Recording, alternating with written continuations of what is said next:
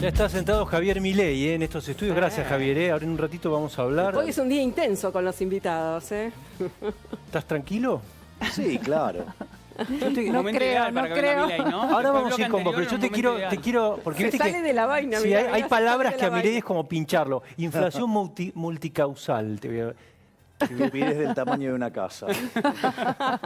Tranqui. Ahora vamos a Ahora hablar con vos. Ahora vamos con vos. Mariana Arias tiene información sobre Biden. ¿Qué está pasando en Estados Unidos con las vacunas, Mariana? Bueno, Joe Biden está entrando en una luna de miel con Estados Unidos porque está anunciando que adelantará 2 meses, algo que prometió para julio. En mayo quiere que 300 millones de adultos mayores estén vacunados en todo Estados Unidos. Para eso fomenta un acuerdo con la farmacéutica Merck y Johnson & Johnson. Introduce una vacuna nueva, una vacuna que va con una sola dosis y que solo necesita refrigeradores comunes, o sea que es mucho más fácil avanzar en la vacunación y invierte en ese La acuerdo. famosa articulación público-privado. Vamos a ver Exacto, qué dice Milei de eso. articulación. A la esa famosa- palabra. Se agarra la cabeza, Exactamente. Milei. Bueno, invierte el gobierno de Estados Unidos 268 millones de dólares. ¿Sabés a cuántos vacunaron ya en todo Estados Unidos? 78,6 millones de vacunas aplicadas hay ya Wow. en Estados Unidos, o sea, 1.940.000 por día. Lo que llevamos nosotros en casi 3 meses. Y 23,7 dosis cada 100 personas. Ese es el porcentaje de vacunación que está avanzado en Estados Unidos. Y con este anuncio, Joe Biden asegura que en mayo todos los adultos mayores van a estar vacunados. Muy bien. Bueno. Muy bien, qué bárbaro, ¿eh? ¿Qué Siempre tal, bien. Milei? ¿Qué tal, Pancho? ¿Cómo estás? Te pusiste un poquito inquieto Sí, cuando sí, ya dijiste- se ve, ya te empezó a subir la temperatura. No, bueno, lo que pasa es que hay que soportar cada nivel de mentira con algunos... Pero viste que el presidente habló de inflación multicausal en el discurso. Es una pena eso porque... Es una expresión que viene diciendo Guzmán. Los Todo, empresarios todo se el levantaron a aplaudir a oficialismo. Guzmán cuando dijo esto, que es multicausal. Bueno, entonces esos empresarios son parte del problema. A ver. A ver, yo te lo hago con un ejemplo, digamos, bien Bueno, fácil. son empresarios que se benefician cuando cierran las importaciones, ¿no? Por ejemplo. No Digo, todos, no todos. Quizás algunos sean empresarios y otros hasta empresucios, ¿no? Pero, a ver, vamos, te lo voy a explicar con un caso muy simple para que se vea que la inflación no es multicausal. Suponete que estamos en una economía que hace transacciones en moneda de oro. Y yo, digamos, encuentro a un físico y encuentro a un químico que logran convertir el plástico en oro. Entonces empezamos a comprar mucho plástico. ¿Qué va a pasar con el plástico? ¿Va a subir el precio del plástico? Claro. ¿Y eso qué hacemos? Lo transformamos, lo falsificamos y lo convertimos en oro. Mientras que la falsificación queda dentro de mi casa, no pasa nada. Ahora, ¿qué pasa cuando yo tiro ese oro falsificado a la calle? ¿El precio del oro qué va a pasar? Va a Va a bajar. bajar. Quiere decir que todos los precios expresados en unidades de oro suben. Eso se llama inflación. Es decir, ¿quién es el que puede hacer este ejercicio recurrentemente? El Banco Central emitiendo dinero. Entonces, cuando el Banco Central incrementa la oferta de dinero por encima de la demanda de dinero, el poder adquisitivo del dinero cae y todos los precios expresados en unidades monetarias suben. Ese es, por un lado, ese es el argumento monetario. Eso tiene evidencia empírica. Mira, hay un libro que se llama 4.000 años de controles de precios y salarios. ¿Cómo no combatir la inflación? ¿No hubo ninguno que haya resultado? Se ve que Ninguno. nadie lo leyó en el gobierno, ¿no? Ninguno. Y si vos querés un caso donde no aplicó, es Argentina. Argentina desde la segunda mitad del siglo XX en adelante siempre tuvo controles de precios, salvo, ¿sabes en qué periodo? En la convertibilidad. Justo cuando no había controles de precios no hubo Claro. inflación. Es más, abonan la idea esta de la inflación del costo, ¿sí? Eso también es una estupidez. Y lo voy a explicar porque, digo, esto ya, digo... Hay una frase de Mises que dice... si ellos siguen repitiendo las mismas mentiras, nosotros vamos a seguir repitiendo las mismas verdades. O sea, por eso tengo que repetir los ejemplos, a ver si, por ejemplo, entiende esta gente. A ver, suponete lo siguiente. Yo llego a una comunidad y descubro que no hay vino. Entonces digo, bueno, entonces me consigo la uva, la botella, la etiqueta, el corcho, ¿sí? ¿Por qué? Y además, como voy a tener monopolio, porque estoy yo solo, le cargo un bruto margen. Entonces ahora llego con la botella, cual Dulcamara en el elixir de amor, y ofrezco la botella. Es una sociedad abstemio. ¿Me querés decir qué hago con la botella? Sí, Acaba de subir el precio de la vaselina. Entonces, es una cuestión A ver, de costos. estamos de acuerdo que es cierto que la inflación tiene que ver con la emisión monetaria, pero también es cierto que en contextos inflacionarios hay muchos empresarios que se suben a la especulación y aumentan los precios por las dudas. Bueno, pero a ver... Eso es cierto también. A ver, te hago una pregunta. Los mismos empresarios que tenías en la década del 90 y que tenían esa misma conducta... No aumentaban, pero y hoy, por eso. digamos, Pero en un contexto inflacionario, yo conozco, por ejemplo, empresarios que remarcan los precios todos los viernes. ¿Haya habido inflación pero, o no? ¿cuál es el problema? De última, si se equivoca, el mercado lo castiga con la no compra. Mira qué fácil que es. Mira qué fácil que es. Y si por alguna cuestión, suponete lo siguiente, vamos a desterrar otro de las mentiras que dicen este conjunto de farsantes, que además el gobierno tiene una concentración importante de esta gente. A ver, vamos en este sentido. Cuando te dicen que la devaluación genera inflación, eso es falso. Eso es falso. Eso lo dice Todesca, por ejemplo. Bueno, Todesca es parte del problema, no parte de la solución. Digamos, es una gran usina generadora de ideas pésimas que hunden a la economía, es parte de las ideas que hundieron este país. Cuando vos, suponete que cambian los precios internacionales y entonces el bien X ahora es más caro. Ahora, suponete que yo tengo unos consumidores cabrones. La nafta, por ejemplo. Que quieren seguir consumiendo lo mismo. Por lo tanto, vas a tener que pagar más por eso. Sí. Si vos te estás pagando más por ese bien X, por el bien Y, ¿cuánto vas a poder pagar? Inexorablemente vas a poder pagar menos. Por lo tanto, va a bajar el precio de Y. La única forma que eso no pasa es cuando existe algo que se llama convalidación monetaria. Y es que vos emitas dinero, entonces no baja el precio de Y y entonces sí solo sube el precio de X. Pero para que eso pase, tenés que emitir dinero.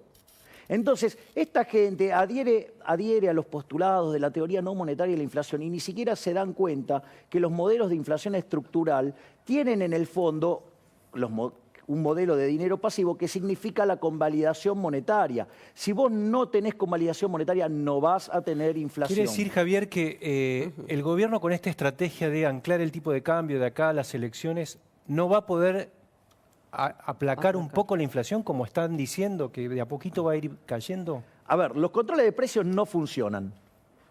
Es decir, y por más que, digamos, o sea... el ancla del tipo de cambio, por ejemplo, que no suba el dólar. Y por más que Alberto Fernández... Mira, Alberto, así ya te hablo en confianza. Te sugiero que leas la experiencia de Diocleciano. ¿Sabes lo que hizo Diocleciano? Mira, Roma tenía este problema, porque esto viene, mira, te lo agrego además con el tema de la mesa de los argentinos. No, vamos a cuidar la mesa de los argentinos. ¿Sabes quiénes cuidaron la mesa, digamos, de los romanos? Justamente los romanos, ¿sí? ¿Qué hicieron? Declararon en la nona. ¿La nona qué era? Darle el pan gratis a la gente. O sea, entonces todo pan gratis, estaban todos felices, ¿no? Digo, pan gratis. Claro. Ok, ¿qué empezó a pasar? Empezó a llegar cada vez más gente a Roma, más gente a Roma. Roma tenía una población, para los estándares de la época, que era un disparate de grande. ¿Eso qué implicó? Un déficit fiscal enorme. Frente al déficit fiscal, ¿cómo lo financiaban? Primero subieron los impuestos, después se los subieron, digamos, a los países, digamos, a los territorios que tenían dominado. ¿Qué pasó? Estaban todos estrangulados, no daban más con los impuestos. Entonces, ¿qué empezaron a hacer? Empezaron a hacer algo parecido a la emisión de dinero, que es degradar el peso de las monedas. O sea, ¿qué hacían? Lo metían en una bolsa, lo golpeaban, perdían peso y hacían nuevas monedas que supuestamente con menos material. Claro, exactamente. Entonces, ¿qué pasaba? Había inflación. O sea, había inflación. Entonces, al haber inflación, ¿sí? ¿Qué hizo Diocleciano? Puso un control de precios. Y tenía un general, cual Paula Español, que a aquel que no lo cumplía le cortaba la cabeza. ¿Y qué pasaba? Cada vez había más escasez. ¿Eso sabes en qué derivó? En la caída del Imperio Romano. Es así, digamos, o sea, entonces... Pero el imperio argentino no va a caer. Bueno, no lo sé. O sea, vos estás viendo una crisis percibible. Sí, definitivamente. ¿Cuándo? Bueno, sí, a ver, el tiempo es de Dios. Si yo tuviera eso, tendría la bola de cristal y sería multimillonario, no es mi caso. A ver, el punto es el siguiente. Mirá, cuando vos tenías...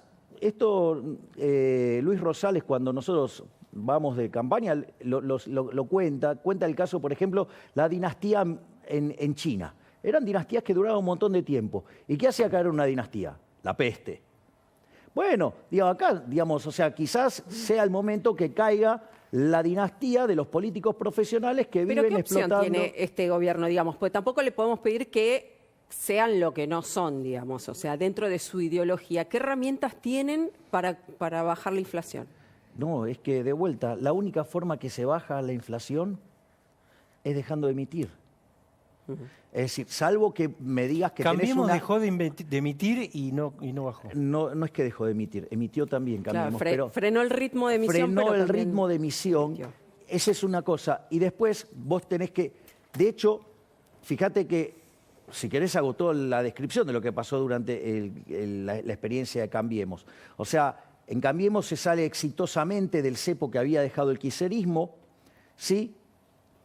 Lo hace en un momento de estacionalidad alta la demanda de dinero, que es la demanda de dinero es muy robusta desde mediados de diciembre hasta fin de febrero. La gente queriendo quedarse con Queriendo pesos. quedar con pesos. Y en ese mismo contexto Sturzenegger saca una cantidad monstruosa de peso de la calle. Y eso permite no solo abrir el cepo, sino que lo hace con el dólar cayendo y comprando reservas. Y ese es el primer caso. Después recibe presiones Sturzenegger para bajar la tasa, baja la tasa, cuando se le desarma la posición de Levax, se le vuelve a caer la demanda de dinero, tiene un problema de aceleración inflacionaria, el primer año de Cambiemos termina con alta inflación. El segundo año de Cambiemos, o sea, tiene una meta de inflación, el techo era del 18%. Ahora es interesante porque la inflación fue 25, o sea que la inflación de 40 a 25 bajó, pero hay una parte de la historia que no se cuentan, es que es esta, que el Banco Central, en el Banco Nación lo echa Melconian, lo pone a González Fraga desesteriliza enormemente el Levax desde el Banco Nación y eso incrementa fuertemente la cantidad de dinero. Cuando vos computás el efecto, ¿sí?, que generó esa desesterilización monetaria, son entre 7 y 8 puntos de inflación. Es decir, que la meta de inflación que proponía Sturzenegger se hubiera cumplido. Y después pasó otra cosa tremenda. Fue lo que fue el 28 de diciembre del 2017. La famosa conferencia de prensa. Bueno, ahí se te derrumbó la demanda de dinero. El Banco Central en un año perdió cerca de 22.000 millones de dólares. Se derrumbó la demanda de dinero, se te aceleró la inflación y después todo lo que conocemos. Bueno, ahora, ¿qué propones vos como solución para la inflación en este contexto y con este gobierno? La única forma... A ver, Dios. Si no quiere... A ver, de vuelta, suponete una persona tiene, digamos, cáncer. Bueno, puede ir a la curandera de la esquina, sí, digamos, o puede ir al oncólogo. Bueno, le puedes pedir al oncólogo, digo, a ver, bueno, ¿por qué no me da la receta de la bruja? No. ¿Y con la receta de la bruja se puede llegar a octubre? No es gratis. Después. Y está aceptando... A ver, ¿por qué? ¿Qué es lo que quieren hacer? Control de precios, estímulo del gasto público financiado con una emisión monetaria y controles. La historia argentina dice que eso siempre termina mal. La más reciente, digamos, una de las más parecidas a esa se llama Rodrigazo. No terminó bien. Hugo, ¿vos querés preguntar? Sí, le quiero preguntar cuál es el plan del gobierno, finalmente, si está obcecado en su cuestión ideológica o hay un plan, digamos, destinado a sacarnos de este problema de los datos que vemos todos los tiempos. Yo creo que hay dos dimensiones del plan. Te diría, hay uno de largo plazo. El de largo plazo es la agenda del Foro de San Pablo. Ya conocemos que la agenda del Foro de San Pablo es convertirnos en Venezuela. Convertir.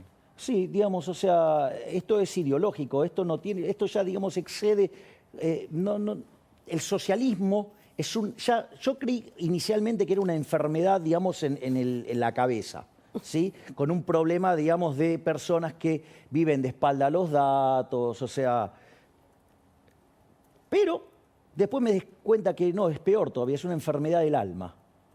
¿El socialismo es una enfermedad del alma? Claro, es una enfermedad extraordinaria. Claro, porque es un problema de... Socialismo del siglo XXI, decís vos. Cualquier versión del socialismo, porque el socialismo está basado en la envidia, en el odio, en el resentimiento, en el trato desigual frente a la ley, en el robo y en el asesinato. ¿La solidaridad no?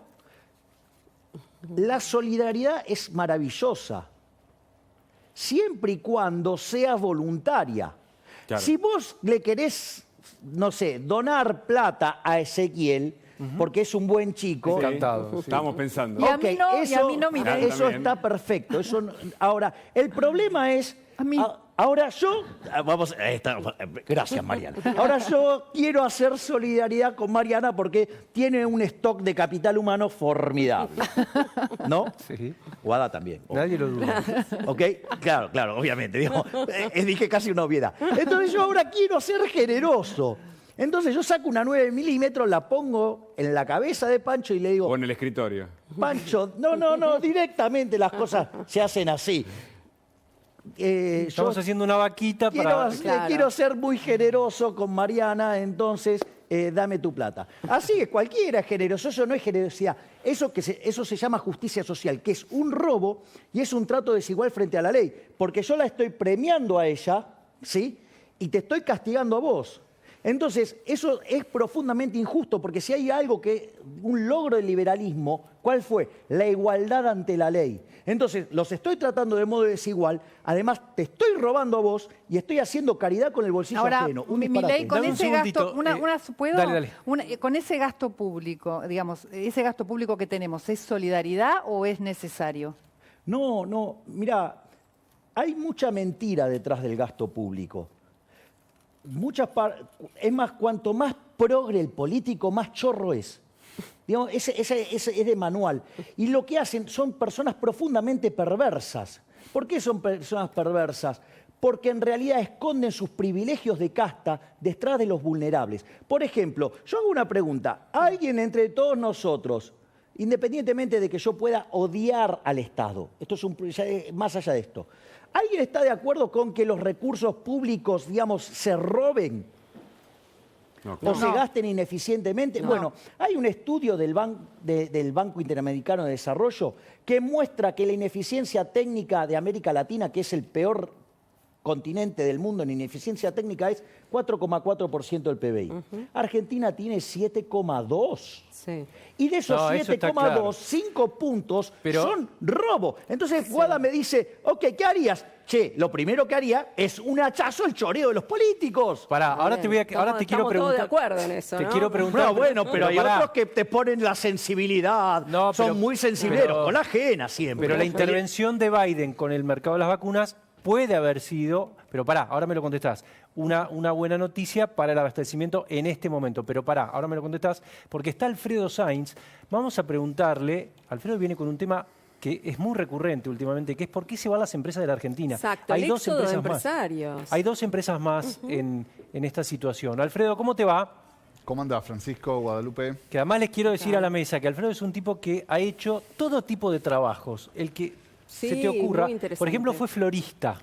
¿Vos sabías? Ah, qué buen Sí, muchas trabajo. anécdotas. Sí, y por ejemplo, a mí me gustaría preguntarle, vos como florista, ¿sabías el que venía con intenciones genuinas y el que no, Alfredo? Sí, ¿sabías qué había detrás de cada compra? Lo veías Sí, sí. un poquito mira. a la entrada, si era algo culpable, venía a En la cara levantar, se ve. a remontar algo. Alfredo, ¿por qué, Se van. bueno, hay dos empresas más que se están yendo de la Argentina? Sí, mira, te digo, la lista de todo el último año habla más de 20 empresas. Ahora lo que es la última noticia que se conoció es que Aguas Danone, que es la dueña de Villavicencio, de Villa del Sur, de SER, está buscando un comprador. Le dio un mandato de venta al banco MBA Lazar para que le encuentre un comprador. Esta operación, si hay un final feliz, va a terminar vendiendo y yéndose de la Argentina. Pero más allá del caso puntual Pero no de Aguas cerrando, Danone, ¿no? Aclaremos, no cierran, sino que buscan comprador. Exacto, sí. En estos casos son salidas ordenadas, en que la empresa dueña, por lo como una multinacional, lo que hace es otorgar un mandato de venta a un banco que te busca un comprador para hacer una salida ordenada que se quede eventualmente con las marcas, pero sí con las fábricas, con los empleados, para que siga operando. No es tan fácil porque tampoco Argentina no es un lugar donde hoy se matan las empresas Claro. por invertir. No es por que hay una comprar. fila para ver quién lo Claro, reemplaza. Está todo lo claro. contrario. ¿Y por qué pasa esto, Alfredo? Y mira, no hay una única razón. Yo creo que de fondo tenés como 4 razones.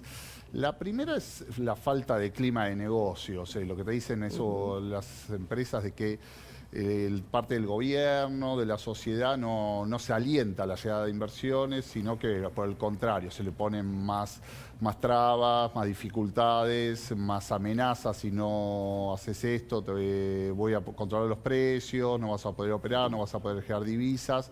Esa es la primera general. La más obvia, claro. Sí.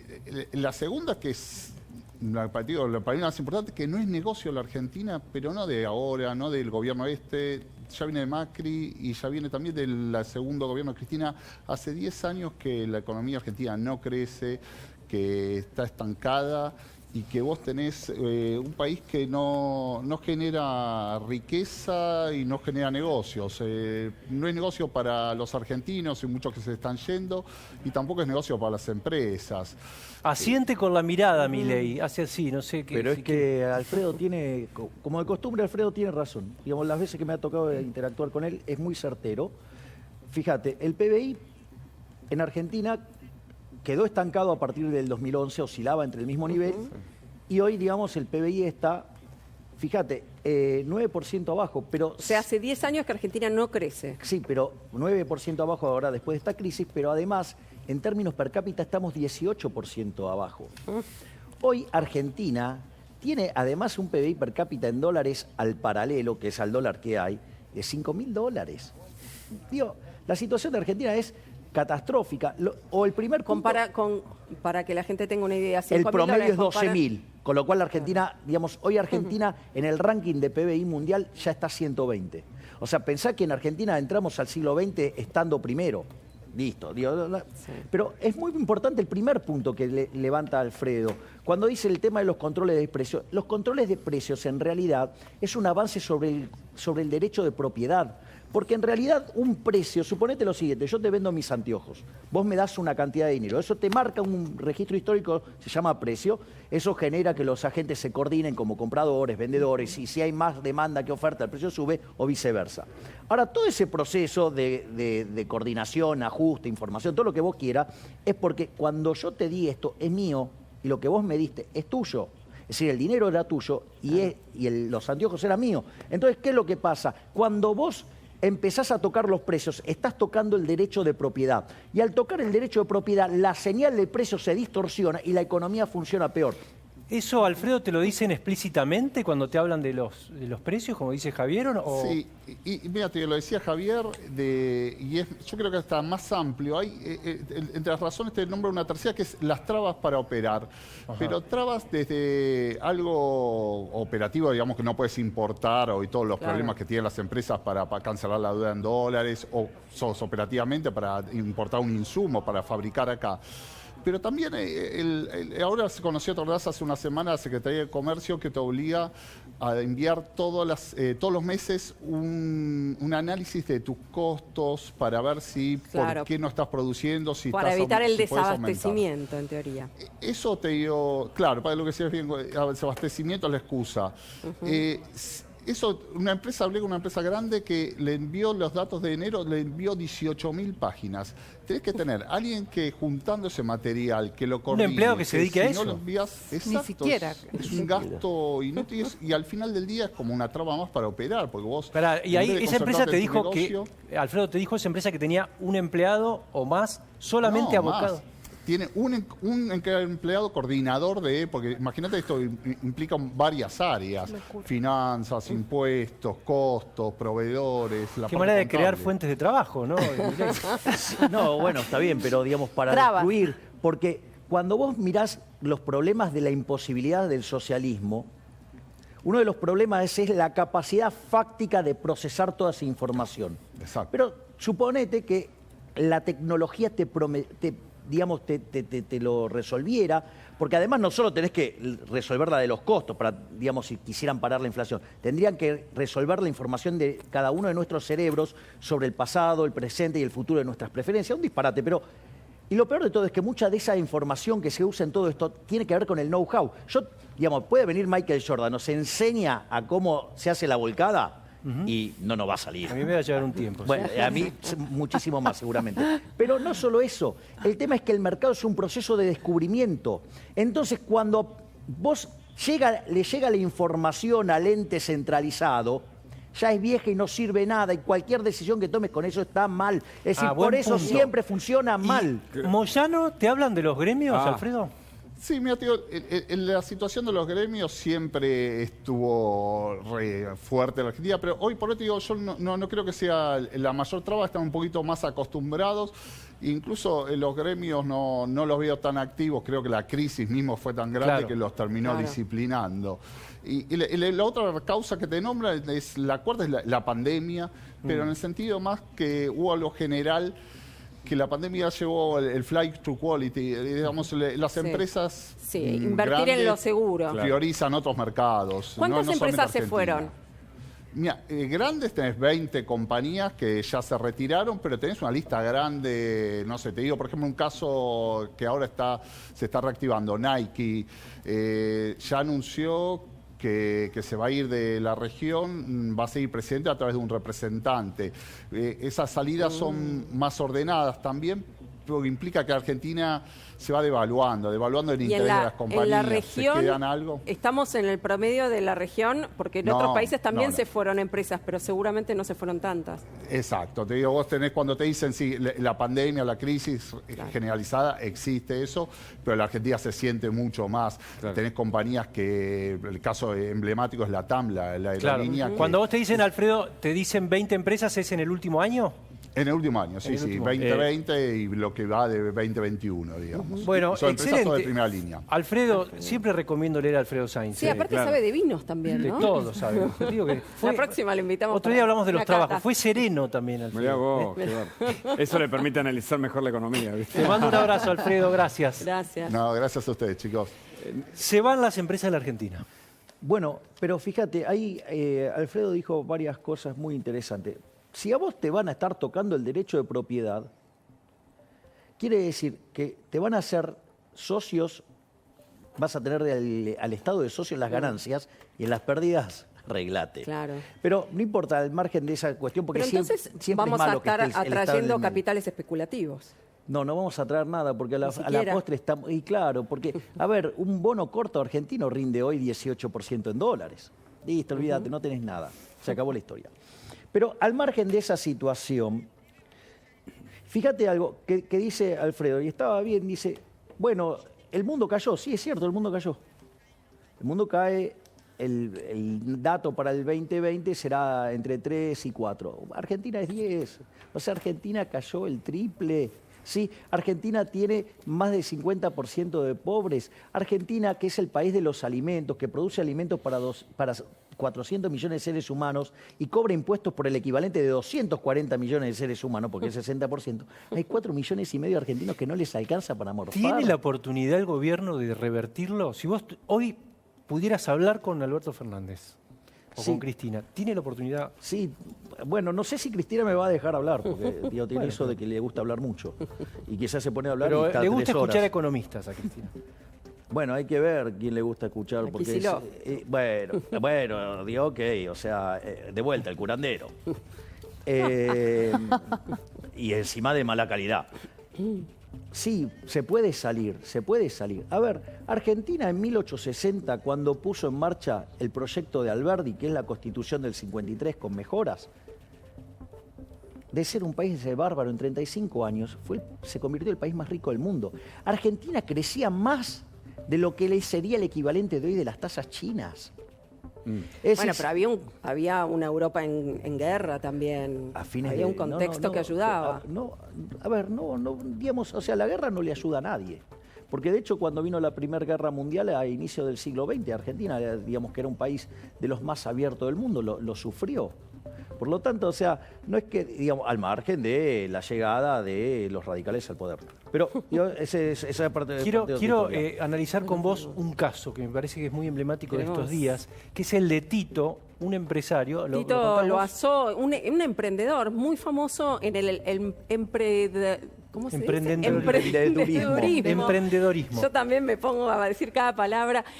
Como emprendedor es muy conocido en el mercado argentino y una de sus inversiones era un restaurante temático de cine en North Center, justamente, que es un lugar donde hay varios cines que obviamente vivieron la crisis cuando se cerraron los cines por la cuarentena.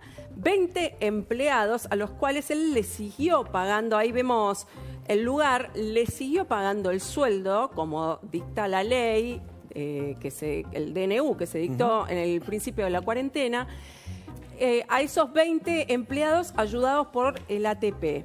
Ahora que vuelven los cines en Argentina, llamó a sus 20 empleados que les siguió pagando religiosamente el sueldo, y de esos 20, 14 que cobraban el sueldo todos los meses, le dijeron que ya estaban trabajando en otro lado, que no iban a volver a trabajar.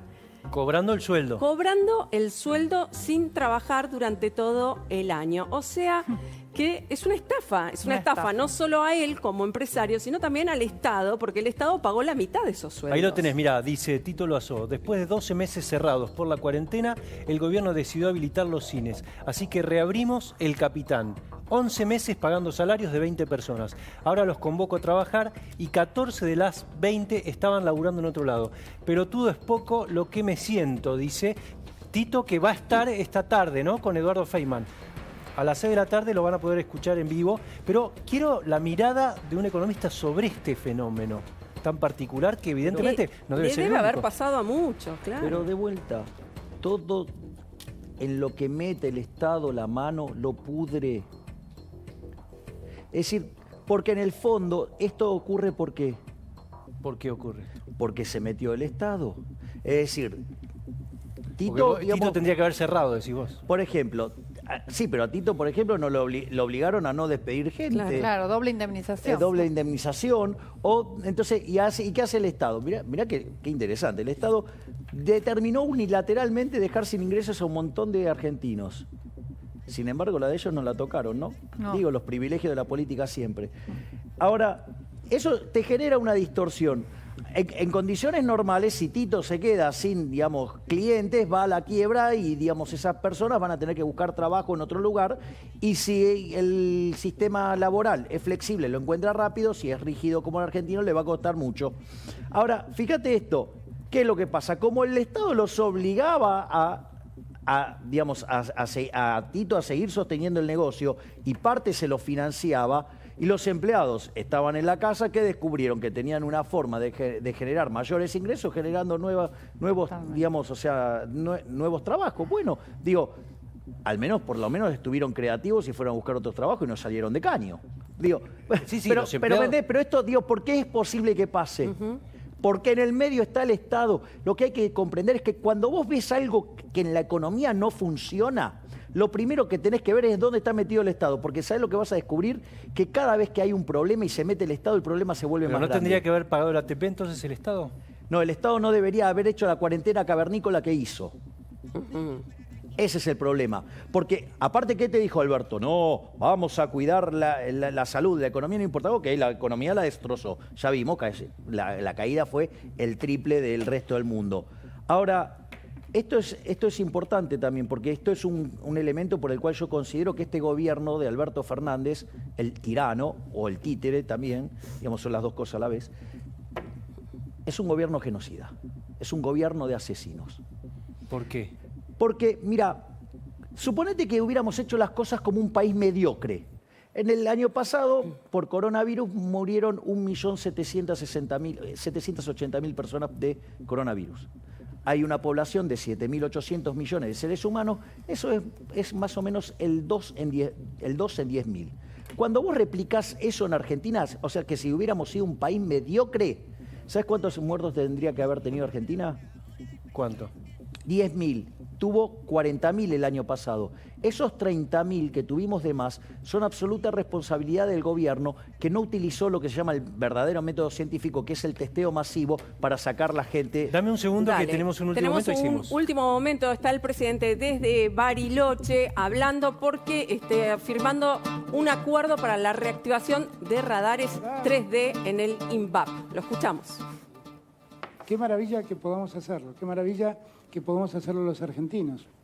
Le comentaba a Arabella la maravilla que fue que nunca dejó de ser el INVAP una política de Estado, y pasaron los presidentes y pasaron los gobernadores, pero el INVAP siguió subsistiendo, claramente con diferentes velocidades.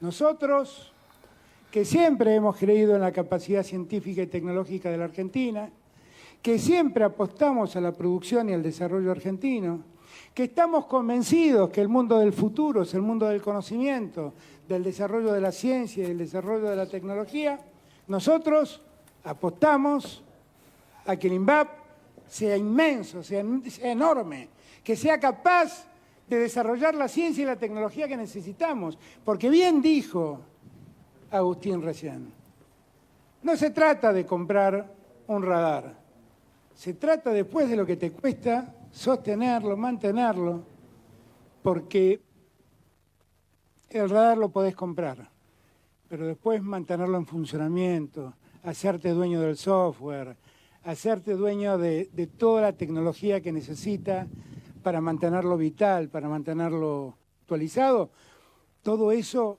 viene aparte. Y esto que estamos haciendo acá es que el radar se construya y que todo lo que el radar necesite en el futuro quede en nuestras manos. Recién hablaba con el jefe de Estado Mayor Conjunto y me mostraba el desarrollo que estaban haciendo de radares terrestres aquí en el INVAP, trabajando ingenieros del Ejército con ingenieros del INVAP.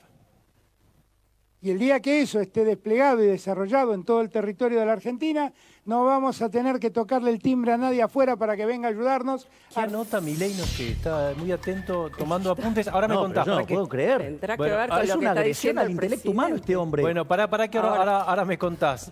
Mariana, ¿tenemos novedades de la salud de la Nata? Sí, la Nata fue internado anoche con algunas líneas de fiebre, lo hisoparon, el hisopado le dio negativo, tenía algunos problemas respiratorios, lo que dicen es que tiene un cuadro agudo de trombosis venosa profunda en miembro inferior izquierdo y que está siendo anticoagulado con warfarina y heparina. El hisopado, como les dije recién, dio negativo, así que está en este momento en la Fundación Favaloro internado. Supongo que estarán tratando de controlar este cuadro, ¿no? Bueno, por lo menos le dio negativo el hisopado. Sí, eso es una buena noticia. Esperemos que se recupere pronto. ¿Qué estaba anotando Javier Milei cuando hablaba Ahora del nos cuenta. presidente? Tenemos que ir a un corte, ¿no? ¿Breve o no? ¿Me avisás, Vanessa? ¿Tenemos que ir a un corte o no? No sabemos. Bueno. Vamos a un corte Vamos a un breve corte. y nos cuenta Milei por qué me pidió la virome. Dice, Sí, necesito anotar, se te escapan las ideas de la cabeza. Vamos, dale, Lo del vamos y genocidio. Está volvemos. subrayando. aparte. Dale, dale. Ahora sí.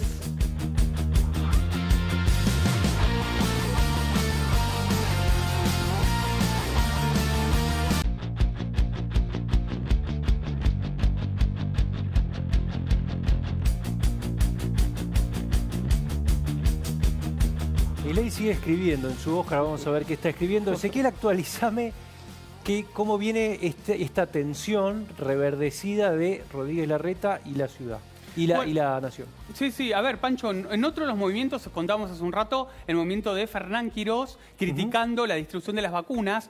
Hoy, el jefe de gobierno, que está aislado, tiene que permanecer en cuarentena durante 10 días, dedicó un pequeño hilo de Twitter a criticar la propuesta de una bicameral para controlar a los jueces que luego el gobierno desandó, pero bajo el título de la justicia realizó una serie de tweets donde, entre otras cosas, plantea que justamente el proyecto del oficialismo, Ahí aquí tengo están los los tweets, tweets, a ver. fíjense, la idea de crear una comisión legislativa ad hoc para controlar a los jueces es abiertamente inconstitucional y me opongo con firmeza, planteó el jefe de gobierno. Y en otro de los tuits también plantea, si permitimos que se busque condicionar a la justicia, primero nos quedaremos sin república y luego sin democracia. Bajo el título La Justicia, una cadena, un hilo, pequeño hilo de Twitter del jefe de gobierno Horacio Rodríguez Larreta, que no había hablado hasta ahora del tema judicial. Después Es del raro que se discurso- meta en algo que no le compete, Y ¿no? un día después de haber dicho que él era pro diálogo y que estaba ¿Y a qué favor de lectura la haces unidad. vos, Carlos Ezequiel. A ahí ver, el escap- lunes a la tarde hubo un Zoom, porque la reta no puede justamente estar vinculado, un Zoom a la tarde con Patricia Bullrich. Entre otras cosas estuvieron charlando, Patricia Bullrich le pide a la reta que se endurezca, la reta le dice que no es su estilo, pero que con algunos temas sí se va a meter, y a partir de eso hoy surge la conferencia de prensa de Quiroz criticando al gobierno nacional y este hilo de Twitter de la reta planteándose muy duro contra el gobierno nacional con respecto al tema judicial. Ustedes saben que con el tema judicial hay un tema, les diría, que subyace a este hilo de Twitter. La Corte tiene entre sus manos todavía una decisión sobre qué hacer con la coparticipación porteña y el recorte que tuvo que imponer este año la viene ciudad por ahí. de 65.000 millones de pesos. Claro. Con lo cual, por supuesto, la crítica a la medida judicial también es una suerte de apoyo implícito a la Corte y a un sector de la justicia con que la reta no se quiere pelear, Claro. y menos cuando está esta disputa de por medio. Ah, Ezequiel, está vos le claro. querías preguntar también Sí. a Javier. Bueno, Javier, el 27F se te vio muy contento dándole saludo efusivo a Patricia Bullrich. Están en contacto, a mí me suena o me cuentan o hay una idea de que a Bullrich le hubiese gustado que vos en algún momento también te incorpores a un gran frente opositor donde puedes estar vos y otros personajes. ¿Querés saber qué charlaron con Bullrich en ese encuentro? Y si no te gustaría pertenecer a un bloque más grande opositor y no solamente el espacio que hoy integrás con Espert y con Rosales, ¿no? Bueno, voy a pertenecer a un gran bloque opositor que va a ser el espacio que va a lograr obtener en las próximas elecciones Avanza Libertad, con quien estoy junto a José Luis Espert y Luis Rosales. ¿Qué hablaste con Patricia y Bullrich cuando se cruzaron? Mira, yo, digamos, estaba saliendo de hacer un discurso y aclaro, estrictamente técnico, porque la marcha no tenía banderías políticas. Oradores. Claro, no, y aparte Oradores yo, digamos, o sea, oficiales. no iba como candidato a diputado nacional por Avanza Libertad, o sea, iba como Javier Milei, un técnico, y hablé desde ese lugar, y cuando yo iba camino a la pirámide de Mayo, porque estaba el Partido Libertario, partido del cual soy presidente honorífico de Cava, me encuentro con Patricia Bullrich. Me pareció correcto, digamos, saludarla. Porque además, al momento de enfrentar a las cucarachas, ahí no puede haber duda. Es decir, los kirchneristas son el mal, son el peor gobierno de la historia, son quienes más han hecho daño a este país. Por lo tanto, digamos, ahí vos podés estar en posiciones distintas y aún así coincidir, digamos, con quien, digamos, o sea, es el máximo enemigo. Ahora, la realidad es que, a ver, cuando hubo que enfrentar a los nazis, ¿sí?, al nacionalsocialismo, ¿sí?, socialistas de Hitler, digo, Estados Unidos y Rusia fueron juntos contra los nazis. Sin Pero embargo, no es nazi sí, el gobierno, ¿no? bueno, no Salvando sé. las diferencias. Bueno, no sé. Lo podemos discutir. Sin embargo, Pero entonces, ¿por qué ¿Pero no en vas qué? por Ustedes no Cambiemos? dil- No vas claro. por No, Claro, porque- cambio. No es porque restarle, para mí, no es digamos, restarle no, votos uno de a uno. Cambiemos. claro, te esa es la critican. pregunta. ¿No restarle bueno, votos a Cambiemos? No, Claro. no, yo no le estoy restando votos a Cambiemos. A la porque- oposición. No, porque eso... A ese frente No, hacia porque el si otro. yo estoy en contra del kirchnerismo, ¿cuál es el problema? O vos tenés alguna duda. Es más, en la ley de alquileres yo hubiera votado Claro, en contra, pero no a favor. Dividís el voto anti-K. Eso es lo que se te critica. Pero a ver, ¿cuál es el problema? Si el enemigo son los K, digamos, yo también soy enemigo de los K. El tema es que yo soy mucho más enemigo de los K que Juntos por el Cambio, porque Juntos por el Cambio mandó la ley de teletrabajo, mandó la ley de góndola, la ley de alquileres, puso control de capitales. O sea, digamos, en mi preferencias liberales no puedo estar con Juntos por el Cambio, pero sí puedo reconocer la importancia de otros dirigentes, porque yo creo que hay gente valiosa en distintos lugares. Hay gente valiosa en el peronismo, porque para mí es valiosa la gente del menemismo, es gente valiosa la de Encuentros Federales, digamos, los peronistas republicanos. Y dentro de Juntos por el Cambio hay una parte del PRO que a mí me parece que es rescatable. Quiero saber Llámese, qué- por ejemplo, Waldo Wolf. Quiero saber por ejemplo, qué de quien soy amigo, además. ¿qué anotaste ahí? Contanos que Que no. no sigue. Mientras hablaba Alberto Fernández, Javier Milei me pidió... No, y aparte que se- redondeaste algo. Sí. No, subrayaste porque, algo. a ver, el tema es el siguiente. Alberto Fernández habla de criterio científico. Digo, con sus criterios científicos, digamos, mataron a 30.000 argentinos, que es el spread de muertos que tenemos por haber hecho todo mal, porque en lugar de testear prefirieron seguir robando, ¿ok? Y ahora, digamos, con las vacunas tenían la posibilidad de redimirse y mostraron de vuelta su mejor cara, porque es la mejor cara que tienen caras peores todavía, ¿eh? Que es, por ejemplo, digamos, algunos de los involucrados que meten presiones a determinadas personas para que, por ejemplo, me presionen a mí. Sí, lo que hay que decir es que No, es digo, de última digo. es involuntario, no es que el gobierno salió a... No, pero es interesante porque habla de ¿Pero qué criterio, notaste? habla de criterios científicos, no pudieron contar los muertos. Sí, es verdad. Bueno. O sea, no pueden manejar Ese un fue otro- abaco y hablan de ser científicos. Pero después, supongamos... Sí, no- estaba muy atrasada la carga Bueno, pero de supongamos- muertos, no se bueno, sabía por ni eso, siquiera pero- cuántos No te muertos enojes, por no, día a ver. había. Pero, a ver, vamos, ahora, digamos, entonces, digo, que deje de decir estas pavadas. O sea, parece que lo guionara el imbécil de Santoro, Leandro. Pero, digo, sí, claro que es un chicanero profesional, pero es un mentiroso. Bueno, pero no está, no está. Bueno, está Sí, bien. Él ya me se critica retiró. también sin que yo esté, así que pide por mi censura también. Así que, digamos, y eso es muchísimo más grave, dado la cercanía que tiene Dale, con el decí lo títere. que escribiste. Y el otro es el tema, digo, que Alberto habla de, no, bueno, comprarlo es fácil, después el mantenimiento. Te hago una pregunta, Alberto, y si lo hace quien fuera, también lo tenés que mantener. También lo tenés que mantener. O sea, ahí, digamos, el ahorro, digamos, no existe si fuera por eso. Y que deje de pensar, digamos, en que él tiene que ser quien administra las divisas. Que deje que lo haga el mercado, que el mercado siempre Javier. lo va a hacer mucho mejor que él. O, digamos, otro de sus generales, de Diocleciano a cargo, que es la señora Todesca. Que quiere Gracias. decidir qué se importa, qué no, quién usa Javier, dólar o no. muchísimas gracias. Gracias a ustedes. Muchas Gracias a todos. Nos vemos. Sigan en La Nación Más. Ya llega más info a la tarde con Paulino Rodríguez y nosotros nos reencontramos mañana a las 13. Chau. A la mierda los malditos empresarios, a la mierda sodomitas del capital. Basta de basura keynesiana, ha llegado el momento liberal. Tenemos un líder